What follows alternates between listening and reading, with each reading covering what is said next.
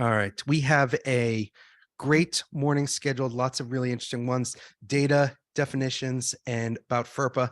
So this is actually the day I was looking forward to the most. It's a little bit technical, but I mean that. This is actually the day I was looking forward to the most.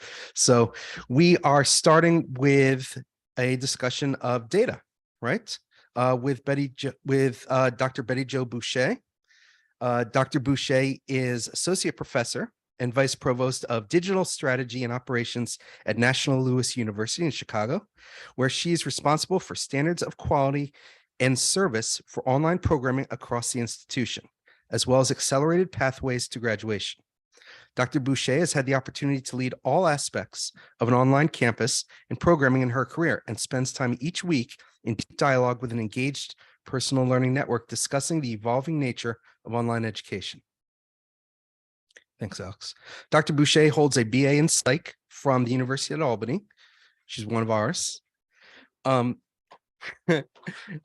MBA in entrepreneurship from Rensselaer Polytechnic Institute, a micromasters in instructional design and technology from University of Maryland Global Campus, and a doctorate in education from Northeastern University.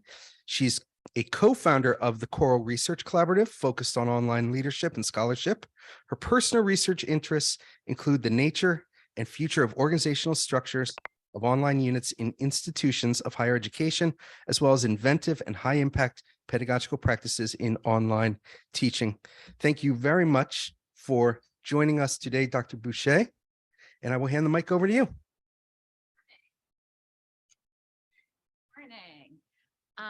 Good morning. Good morning. I'm just going to share one more time. Oh, this share. Yep. That was clicked. Nope. I think we're good. Well, good morning, everyone. Again, just wanted to make sure we were able to share sound because there will be a little music. I realize that it is first thing on a Friday morning, last day of the summit, and there were a lot of people in the lobby last night. And so maybe some of you are still getting your day going. So what I'm going to do today is really challenge you to follow the data. And hopefully this will not just be about data. This will also be about action, right? We are people of action, are we not? We are people of action. Excellent. All right. So let's make sure I know how to advance the slides. Okay, here we go. So this is our agenda for today. I'm going to spend just a few minutes setting some foundation, kind of talking about data in general and why we want to talk about it, why it's important to really sort of understand what data might influence student success, but then maybe what to do with it as well. We'll talk through some scenarios. At my institution, I have some real data that I'll show on the screen, and we'll hopefully have some fun looking at that and figuring out what we might want to do about it. And then maybe have some time for Q&A. I suspect we'll have time for that as well. Does that sound okay with everyone? This agenda is good? All right. So why data? Why now? So our friends from Google tell us that between the dawn of civilization and 2003, 5 exabytes of information were created. We now create that amount of data in 2 days. 2 days. I'm just going to say it one more time. Dawn of civilization through 2003. 2003 years of data in 2 days. So I don't know about you, my tiny little brain didn't even know what an exabyte was, let alone what 5 of them would be.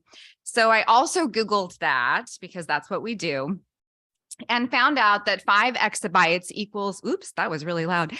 5 exabytes of information equals every word ever spoken by mankind. Like the enormity of the amount of data that are floating around in the universe is almost, it's almost abstract, right? It's almost difficult to get your head around what that even means. What does it mean to create that much data in 2 days that it took us thousands of years to create before, right? And for me, I know that I may not be the brightest bulb in the pack. And so I thought what I would do is do an experiment with you so you can kind of bring this into focus as well. So anyone like live music? Any live music fans? Okay, excellent. We have a few. Hopefully, we have a few in the Zoom audience as well. I found this great song, and we're going to do a little experiment. Where we will listen to just a minute of this fun song by George Farrakhan from Lights on Data. Let's see if this actually works on Zoom. I'm hopeful it does. It's my obsession, I can't get enough. I need a data session. I pour over graphs all day and night. I'm a data geek, it's my delight. I'm a data scientist and I love to analyze. But I invest in data governance to be wise. We need to maintain it And dance. and describe it to make it easy. Very catchy, right? To analyze it, data, it's my addiction, I can't get enough, I need a data addiction. I'm a nerd, I admit it's true, I love to put the lights on data for you. Okay, so that was just a minute of our friend, right? He's great, right? I was telling Alex, I emailed him to see if it was okay that I used his song in this presentation. He said that would make my whole year. I've never, ever been asked that. And I thought, how is this possible? This is the best song ever created, right? For us data nerds, right? So the reason I wanted to just have some fun with you this morning, but that was roughly a minute that we spent listening to that song. And in that amount of time, 13 million text messages were sent. Some of you probably sent, I bet that we sent about 100 in this room and probably even more on Zoom, right? Roughly 14 million Google searches were conducted. Anybody conduct a Google search while that minute went by? A few of you.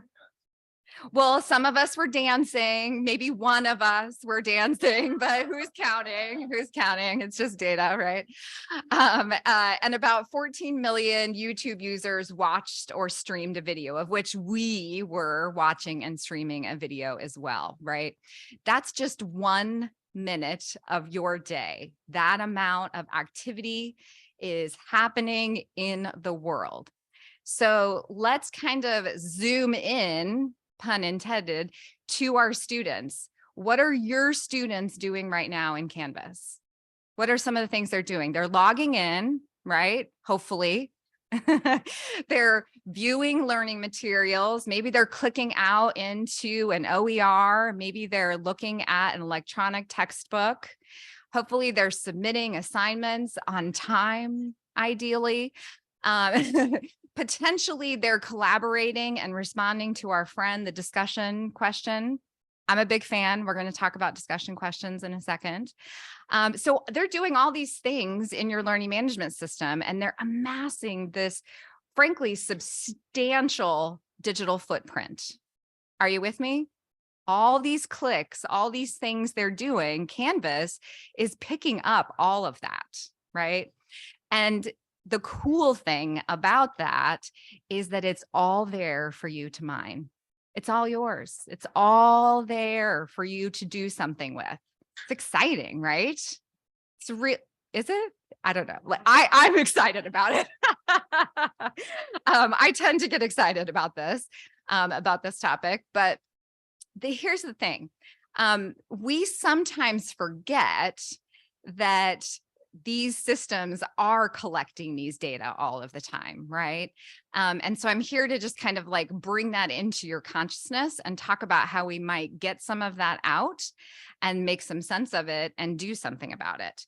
Because ultimately, what I want to encourage you today to do is to find it, find the data, follow it, listen to it, and take action.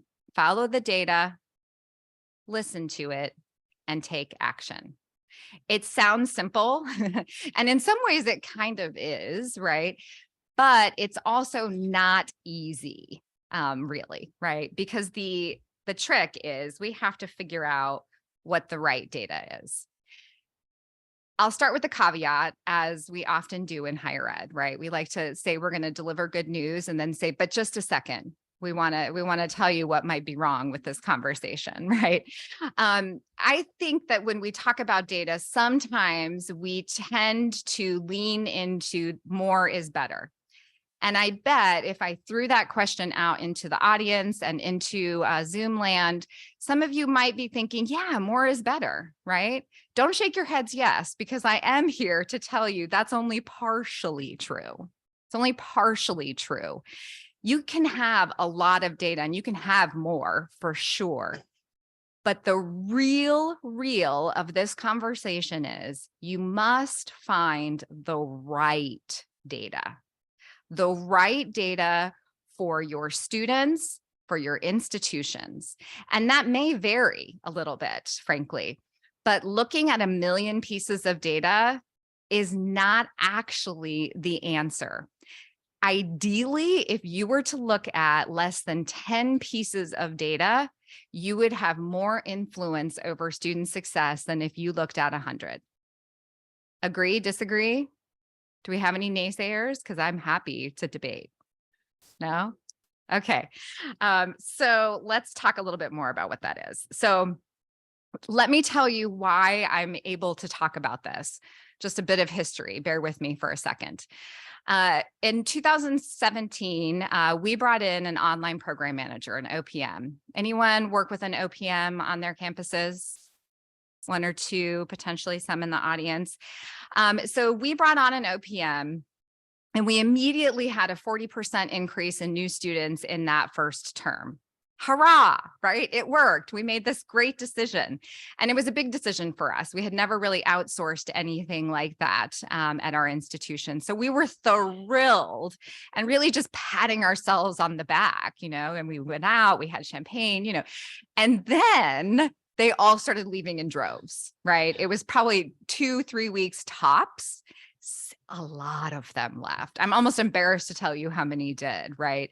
And it was an all hands on deck. What the heck is going on here? And all the fingers pointed to me to figure it out. Bettyjo, you better figure it out, right? So what really kind of started from there was this 5-year-long hunt, right, for the data. What are the things that we need to understand and do about to sort of, lock these students down, for lack of better words? We want to keep them here. We brought them here for a reason. Our mission, we have an access-based mission, right? We primarily serve underrepresented students as an HSI, as a Hispanic serving institution. So that the idea that we brought in that many students and they incurred some debt and then we're leaving, likely with an out-of-pocket bill to boot, was absolutely horrible for us, right? That is not mission aligned. So we needed to take some action on that. So I am back from the hunt and, here to kind of tell you what I found. But before we do that, I'd like to kind of throw it out to you. So what I'll do is ask the question in just 1 second, but just a quick point of procedure. What we'll do is, for our friends on Zoom, if you want to pop some things into the chat, Dan will be your voice in the room, right? And everyone in the room, just feel free to throw some things out. So what do you think are the data that can influence student success at your institutions right now? What are the data? Anyone? Yes. Time on task? Absolutely. Come on, friends. Come on. Submitting assignments. Yes. Grades. Absolutely. Yes. Yes. Logins per Login. week. Absolutely. What other things? Think outside of the learning management Completion. system as well. Academic preparedness. Yeah. Dan, what did you say just then? Completion rates, things like that. Course quality, interaction and discussion boards. Oh, interaction and discussion boards. Yes, we're going to talk about that. Yes. Yes. Anyone else? Anyone on the left side of the room out here? Because I feel like the right side of the room, we're like weighing a little heavily over here. Anybody over here? I am a teacher, so I will call on you. Anyone? All right. Well, I mean, what's up? Ah, yes. So, I mean, really, you're speaking my love language, right? So the good news is y'all really sort of know what you're talking about already. So I think I could probably sit down right now and we could just have that conversation about what you already know, but let's just amplify that. Let's just bring it into the world together. Does that sound okay? All right, let's do it. Whoops, I hit the bubble. There we go. So these are the data that are the most predictive at our institution. I just want to pause for a second and amplify how simple this slide is. It's 5 pieces of data. Do you have a question? Oh, because the little Zoom window is in the way. Oops. Good times. This one? Is that better? Is that it? Yay. Can I push it up? Oh, there we go. Yes, I am going to tell you. Thank you. We always have that. I will give that $5 to you in just a minute. Yes. So 5 pieces of data here. Okay. The most predictive. We actually look at quite a lot of data. We look at about 50, 60 pieces of data when all is said, but these are the ones that are the most predictive at our institution. What's interesting about these 5 pieces of data is that they are relatively enduring across other institutions and in the literature as well. So it's not just NLU, it's not just a SUNY campus. These are kind of data that if you're engaged in this work in using data to inform action at your institution of higher ed, these are quite likely going to be your top predictors no matter what. Now, your job then is to contextualize some of the other data as well. So let's talk through, I tend to categorize things. I like me a good categorization, right? It's just how my brain is organized. So I put them into pre-enrollment and kind of early, matriculation items, and then what happens once they have come into the institution. So pre-enrollment, EFC, what is EFC? Does anybody know what EFC is? Yes. Yes, expected family contribution. So for those of you who have not worked in financial aid or Title IV administration, expected family contribution is frankly, a very sophisticated calculation of several factors that go into determining a student's Title IV eligibility. So it's a combination of several different things that a student puts on a FAFSA that then says you are entitled to X financial aid instrument or not, as the case may be. The closer, and it's a kind of a score, it's like a FICO score, but for a very different purpose, right? You get a score, and the closer that score is to 0, the more at risk, even though that's not a term I'm super excited about, but the more at risk you might be for long-term completion at an institution of higher ed, right? The closer to 0. We have a very high population of close to 0 EFC students at my institution, primarily because of the students that we serve, right? So, so again, closer to zero EFC, a little bit more at risk. Might want to pay attention to those students perhaps in a different way.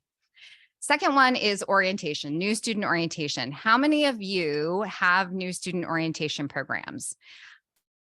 Several in the room. Maybe some people are raising their hand on Zoom. Dan, a few people have orientation. Okay, very good. I didn't cue them to use the hand. Zoom also now has this ability to recognize someone raising their hand on Zoom. I don't know if you've tried that out. It's pretty neat.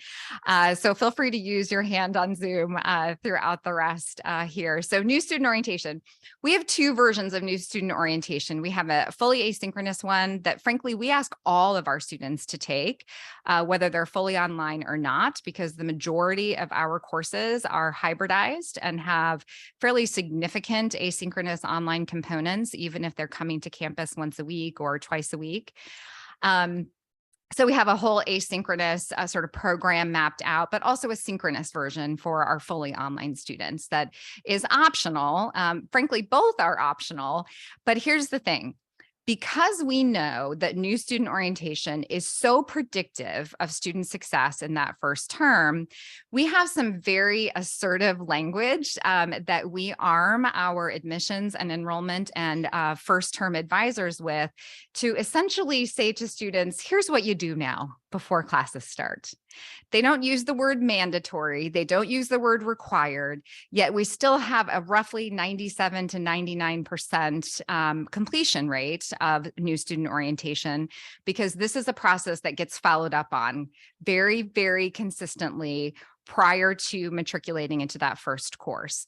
What we know is that when our students at NLU complete at the very least the asynchronous new student online orientation, that they will persist in their first term 40% more often than students who do not. 40%. It's a lot. It's actually 39.5, but what, 40%, let's just call it 40. It's pretty significant, right? And we know why. This is not rocket science. We know that students who are more prepared, to orient to your institution, the better they do. What we also do in that asynchronous online course in this orientation is we get them practicing how to do things and for us, it's D2L Brightspace, how to do the things that they're going to be asked to do in their courses. So then they're not sort of, how do I post to a discussion? Where do I find the assignment area? They've already done all of the essential functions. They have navigated the learning management system. They have, participated in a discussion forum, submitted an assignment. They've taken a low stakes, zero stakes quiz. They've also taken a survey, right? So they've done all the critical functions that they will be asked to do in future courses, right? So it's sort of sneaky that way. And the students who come to synchronous orientation, that is not so much a repeat of what goes on in those asynchronous modules, but it's more community building, right? It's more connection to the institution, as well as to their academic chairs and their student success advisors, et cetera, right? So those are our kind of two, early in the pipeline predictors. Then once they're in their courses, three things tend to be the most important to us. Attendance. And what do we mean by attendance in an online course? Anyone? What do you count as attendance in an online course? Yes, ma'am. Mm-hmm.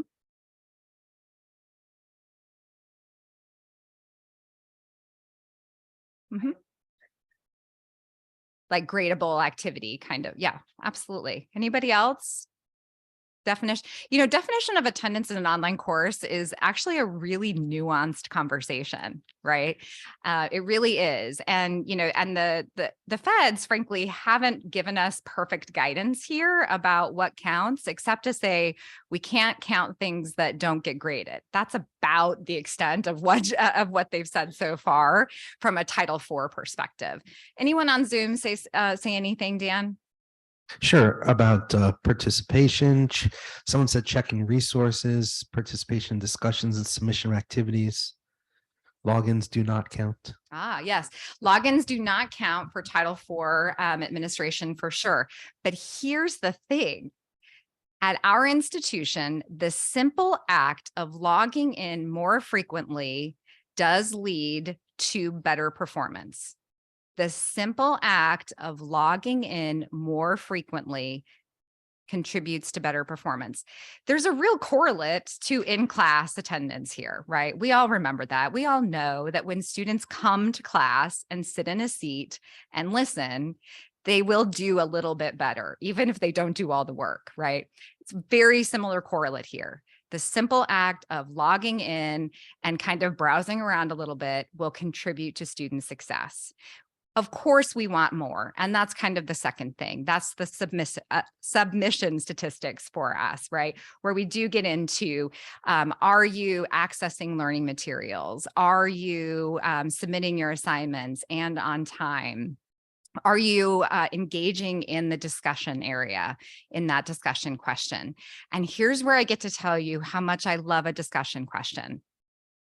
I was going to do a poll to find out who hated them and who loved them, but then I would be sad because invariably people don't like them as much as I do. So I thought in the interest of a lovely Friday morning, I would not do that.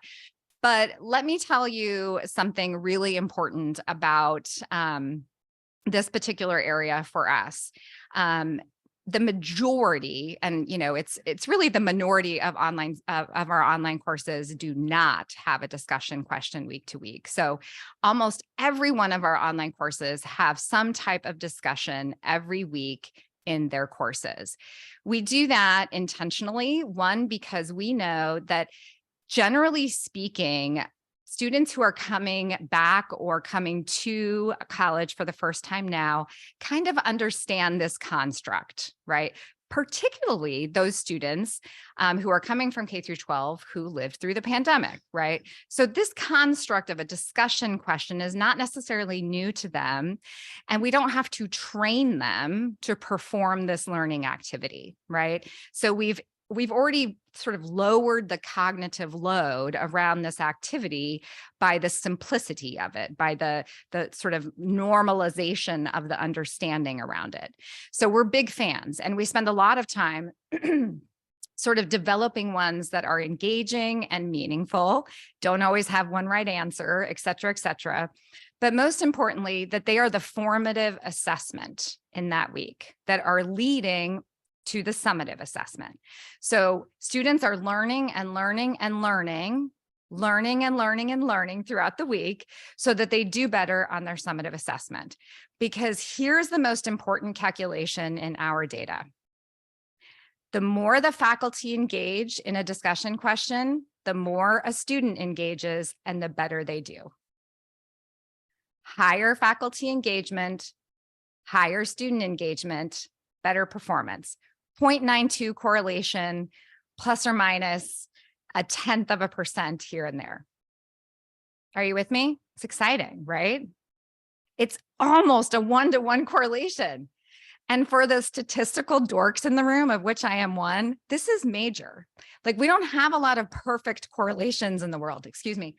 There are not a ton of perfect correlations floating around in the world.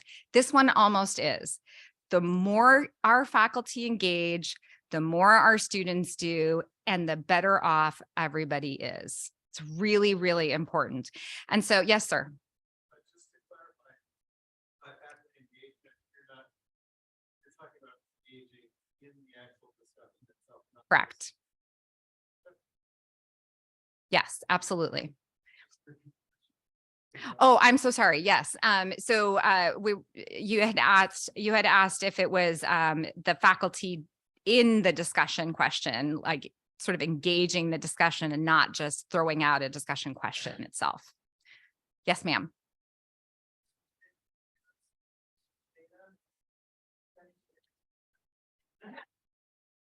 Yeah, the question is, do you have data that I can send to every one of my faculty members? Certainly, I can provide a testimonial, but I will say this: we did one of the things I didn't mention as much, partly because the history of some of this was probably less important to you as what the message was, but we had been collecting data for roughly 10 years in our online education offerings that also showed that, right? So we were able to show their data, our data, right? Which, by the way, is probably even more powerful, right? So it's one thing to like sort of show another institution or some literature, but it's a whole other thing to say at our institution, even like that's what this looks like. Yes, ma'am.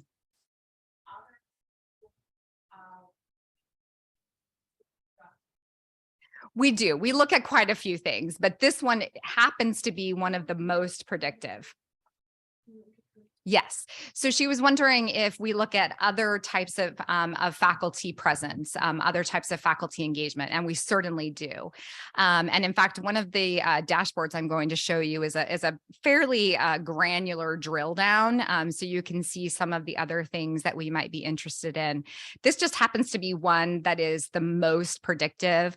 And the way we make sense of it is because it's the formative assessment and because that's where the magic of the teaching is really going on throughout the week and how we're scaffolding those students, those individual students through their learning curves, that they're doing better on their summative assessment because it's sort of the correlate to the classroom experience, right? Where, my topic for today was follow the data. So we're kind of engaging in a teaching environment in that way, that we don't really have that correlate in asynchronous online, right? So that's how we set up our discussion questions so that they truly are connected to that summative assessment so that we're kind of getting to the learning that sometimes students have to do on their own in asynchronous online learning. Does that make sense? Okay. And then the last one is our friend grades, of course, GPA. Our threshold here is a low C. It's a 70%. Unless we're in some of our licensure-based programs that have higher requirements. And so we're able to nuance those formulas for those different programs. But generally speaking, a low C begins to be an urgent situation for us, right? We know, in fact, these three data, the attendance, submission, and GPA, because we're looking at these things every single day, and I'll talk about that in a second, we know that when some of these things start to crumble just a little bit in one course, that our students are already thinking about or are doing it in a second or a third course at the same time, and they're already on their way out the door. In fact, when students don't log in for 3 days, 72 hours, they are likely getting ready to leave.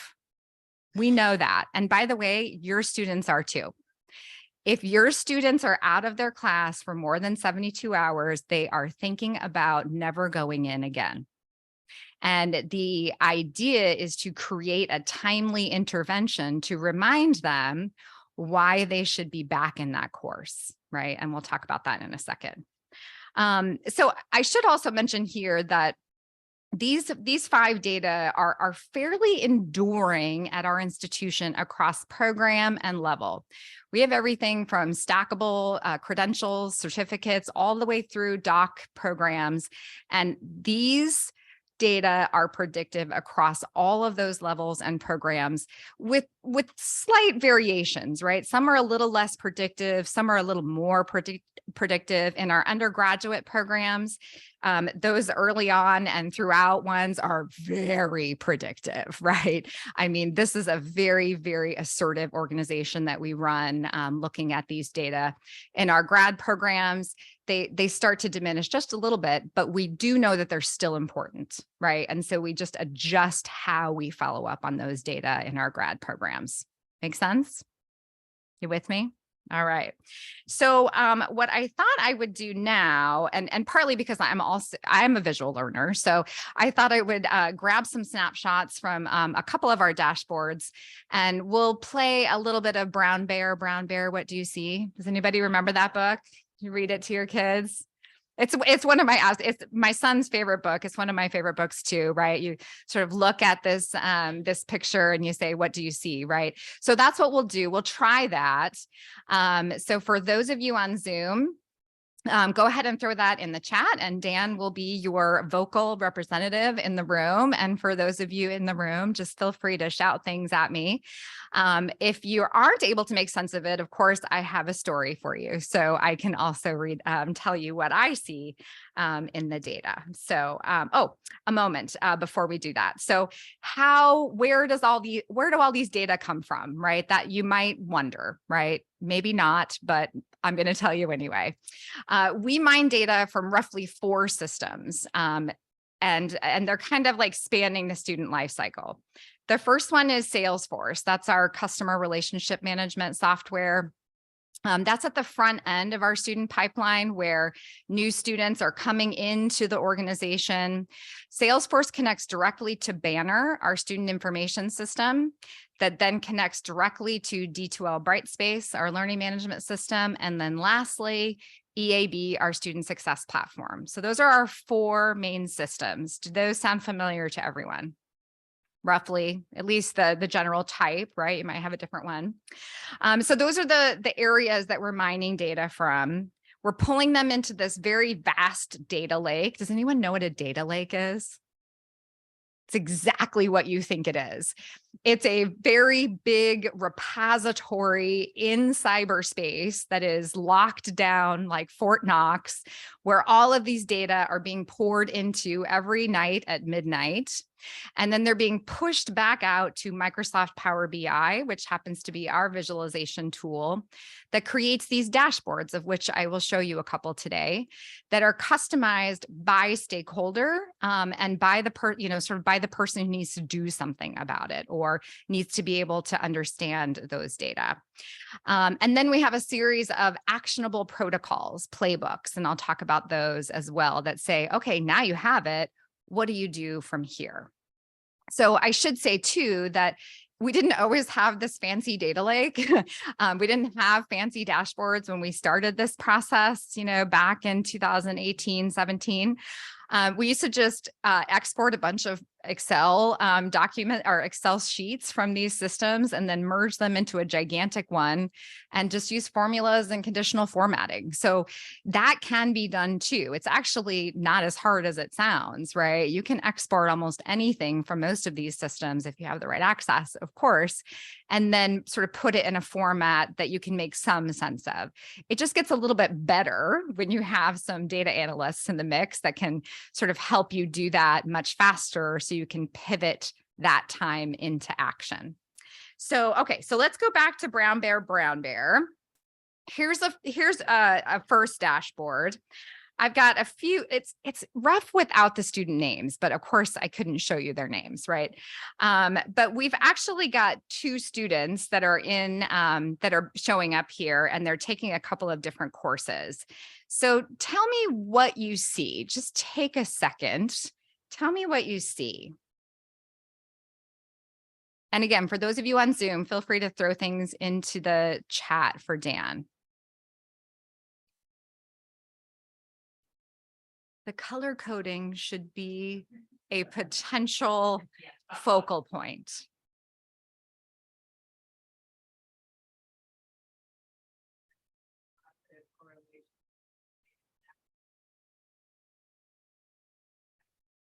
Mm-hmm.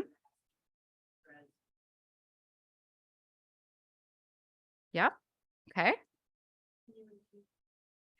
Yeah, so she was talking about the relationship between last access and days away, essentially, right?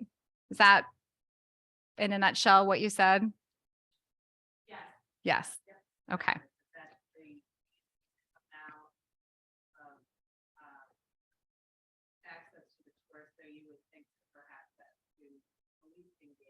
Yeah, so you can see that the student that's in Res 401 has been out for 14 days. Bears noting that all 4 of these courses are 6-week courses.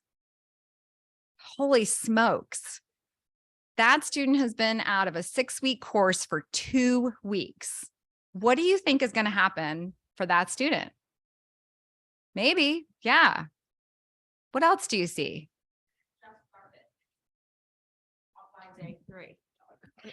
Yes. By day 3, the student is no longer participating. Yes, thank you. We ask our faculty to open their courses 2 weeks prior to the actual start date.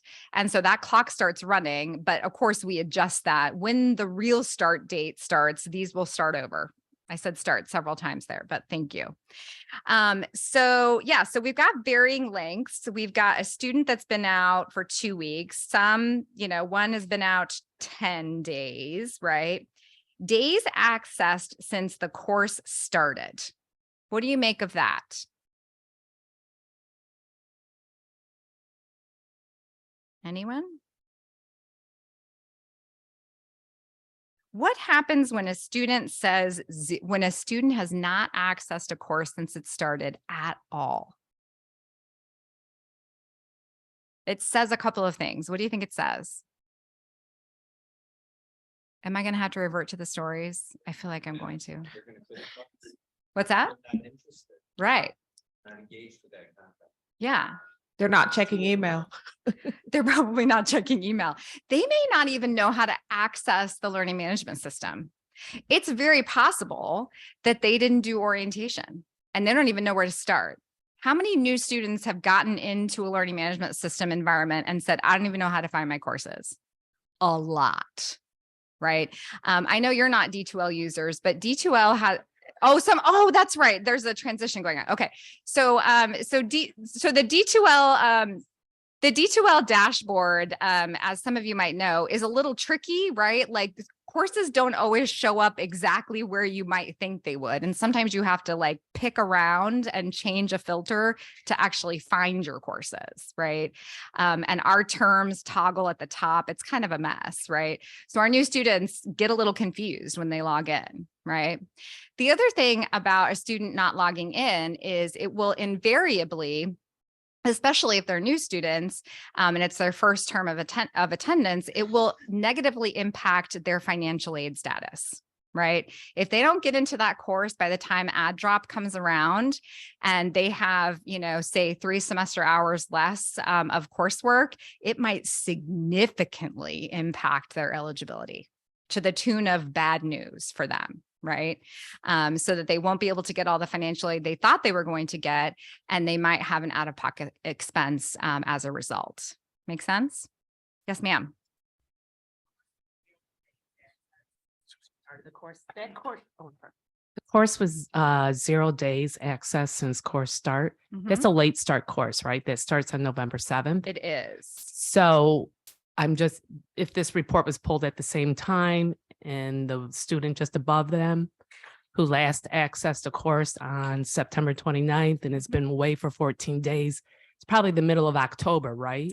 It probably is. It would have been better for me to put the run date of this, but Okay. yes. Yeah. So they haven't accessed because course hasn't started, right? That may be true. It's possible that last row is for an actual different student too, but thank you. Yes. Okay. Yeah. Because it looks like they have accessed it 9 times in prepping. In prepping prior to the term starting. Thank you. Okay, so let's go to our second one. There's a bunch more stuff going on here, right? I should tell you that 1, 2, 3, 4, 5 columns over, sessions attended, marked present or tardy by instructor. I took this dashboard from one of our blended courses that has on-campus attendance.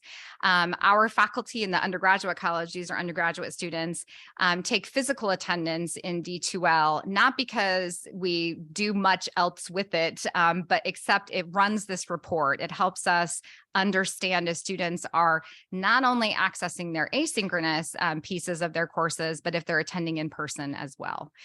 So we don't use it to determine financial aid or anything like that. It has predictive value. So that's why you'll see those, but that doesn't show up for our asynchronous online classes. So what are you seeing here? What are some new things that pop up on this drill down? Now we're moving way into the course.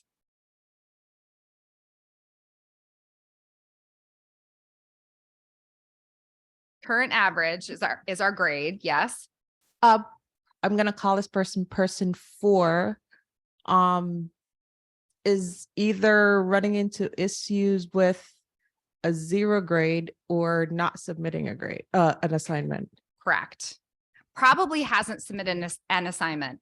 One of the things that that we follow up on faculty with is to ensure that they are putting in a 0 for missing assignments, even if they've already made arrangements with that student for them to turn it in at a different date.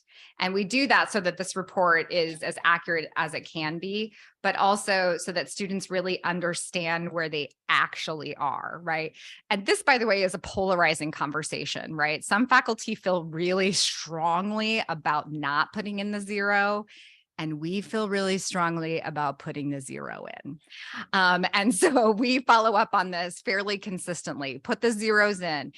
Some faculty insist on putting 1s, and that is fine. A 1 is fine too, as long as it is, it will show like close enough to the student's actual grade. So yes, the student with a 45, it's coded in red. There's a lot of color coding in our dashboards, and that is because we're all visual people, but also advisors. Some of our advisors have caseloads upwards of 500 students that they're responsible for. Some have less. It depends on the program that they are associated with, but the students in orange and red and yellows are going to get more urgent attention, right? So a student out of 45 is, what we might call an academic emergency, right? Anyone have academic emergencies here? Yeah. Yes, ma'am. Oh, the saying that you had them. Yes. Yeah. It's a bit of a misnomer to have academic emergencies, right? But you can see that we're tracking, graded activities that are above 0, and partly because that is our trigger for missing assignments too, right? And we're going to follow up on that with students. I'm looking at the time. I'm going to click to the last one real quick, just to show you that this particular view of our dashboard has all of the assessment data associated with this course. So here's another sort of interesting polarizing conversation is how much information our student success coaches and advisors know about a course so that they can take informed action. So outside of some of our embedded learning support programs where we have learning support folks embedded directly in some of our online courses with high DFW rates, our advisors and coaches obviously don't have access to these courses, right? But we're also asking them to follow up and do stuff, right? And so this is a directionality report for them where they can see, sort of student by student, everything that's going on in the course for that student, but they don't know all of the details. They can just see like, I see that my particular student hasn't really been engaging much in the discussion. And I also see that they have a 45. So that's the kind of conversation I'm going to have with them is, I wonder if, if you were engaging in the discussion more, if your assignments might be coming more easily to you, right? Don't forget that stuff we're asking you to do in the discussions is helping you prepare for that final assignment that week, right?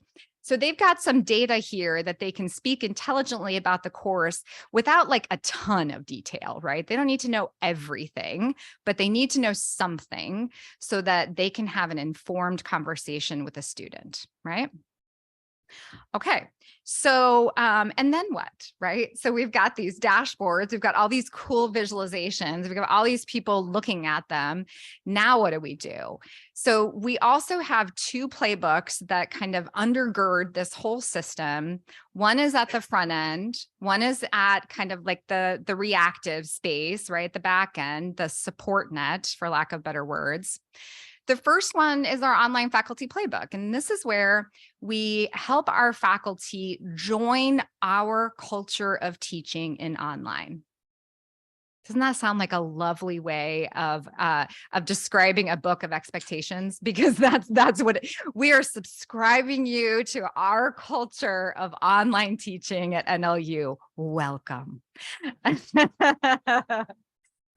So we talk about our philosophy.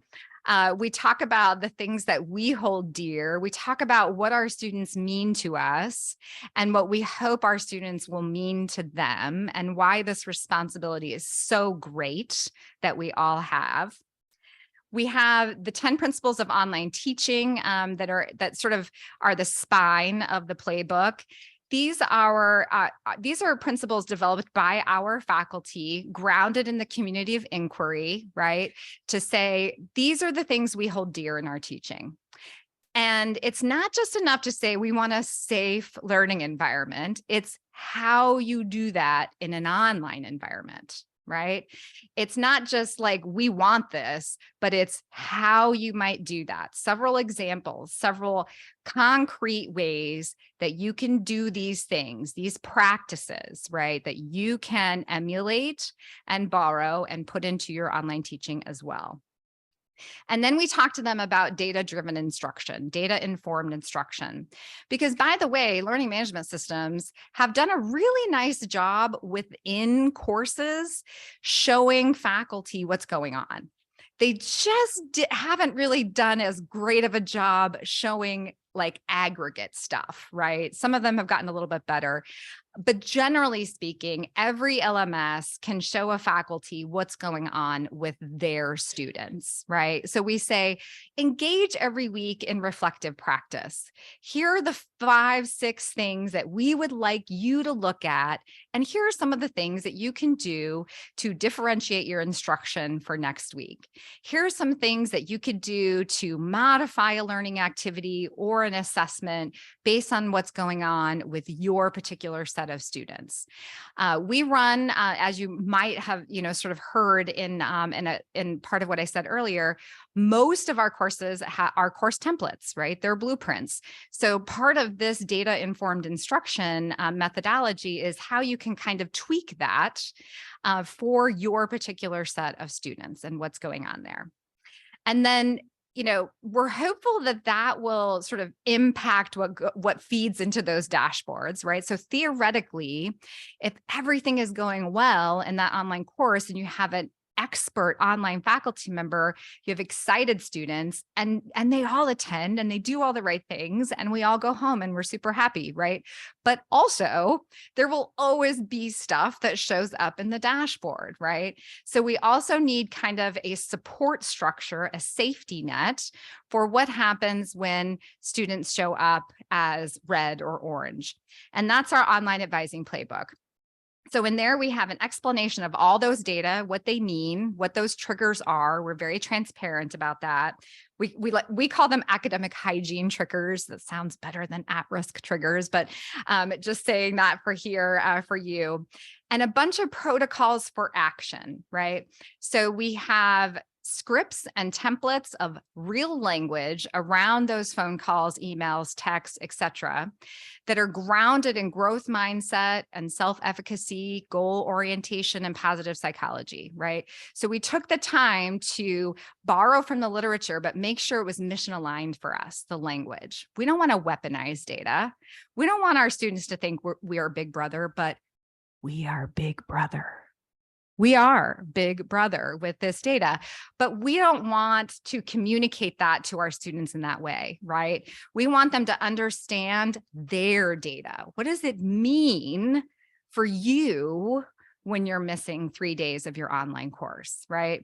So we use those sort of principles to arm our advisors and success coaches to help students understand where they're going and how they're doing it.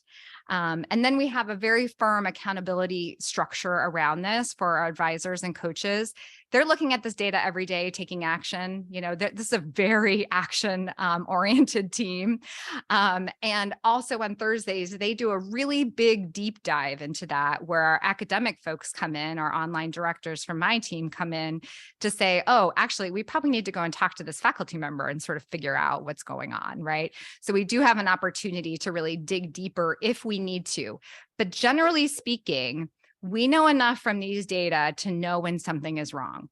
We don't have to go and ask a bunch of humans, right? Like, we've got some real directionality here, right? We can do this en masse very efficiently. So with that said, just some final thoughts for you. And I think I am on time. One of the things that I think is sort of difficult in these conversations is not only the how, but to my points around the language and not weaponizing the data, right? It is very easy for humans to do that. Right? We have systems and structures that weaponize data for us all the time. And so I'm here to say, just follow, listen, and take action. But when you're getting ready to take action, take the time to make sure those actions align with your values at your institutions, your mission, right? Your ways of being that you hold dear are embedded in those protocols so that you have some fidelity, some understanding in how those data will be used, right? This is a very, very sensitive space to be, right? And so I challenge you to do that. I'm excited for you if you want to do that. I hope you will do it. We're in the business of changing lives, right? And we have everything that we need to help that happen, right?